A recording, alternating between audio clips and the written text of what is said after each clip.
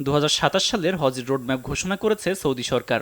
আগামী বছর হাজিদের সেবা সহজতর করা, আবাসনের মান উন্নীতকরণ এবং হজ কার্যক্রমের তথ্যকে আরও জোরদার করার লক্ষ্যে একগুচ্ছ সংস্কার আনছে সৌদি সরকার। তবে এবারে থাকছে না ডি ক্যাটাগরির হজ প্যাকেজ, এমনটি জানিয়েছেন সৌদি হজ ও ওমরা মন্ত্রী ডক্টর তৌফিক বিন রাবিয়া।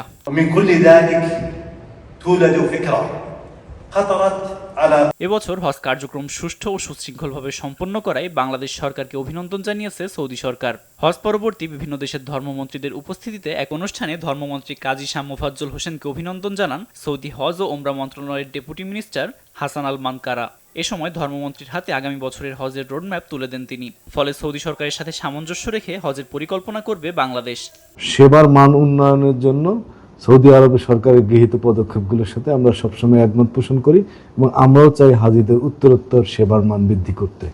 যথাসময়ে হাজিদের ভিসা, টিকিট, মিনা ও মুজদালিফা ময়দানে পরিবহন, আবাসন ব্যবস্থা সুষ্ঠুভাবে সম্পন্ন হয় এবং পুরো হজ ব্যবস্থাপনায় অনাকাঙ্ক্ষিত কোনো দুর্ঘটনা ছাড়া হজ সম্পন্ন হয় ধর্মমন্ত্রীর নেতৃত্বের প্রশংসা করেন বেসরকারি হজ এজেন্সি অ্যাসোসিয়েশনের সাবেক প্রেসিডেন্ট ফারুক আহমেদ সর্দার। ধর্মসেবা মন্ত্রণালয়ের মাননীয় মন্ত্রী, ওনাকে ধন্যবাদ দেব।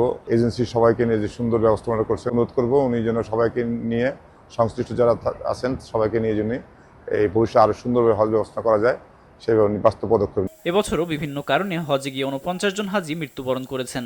আগামী বছরগুলোতে সংখ্যাটি আরও কমে আসবে এমনটাই প্রত্যাশা মুসলিমদের। আব্দুল মালেক, RTV।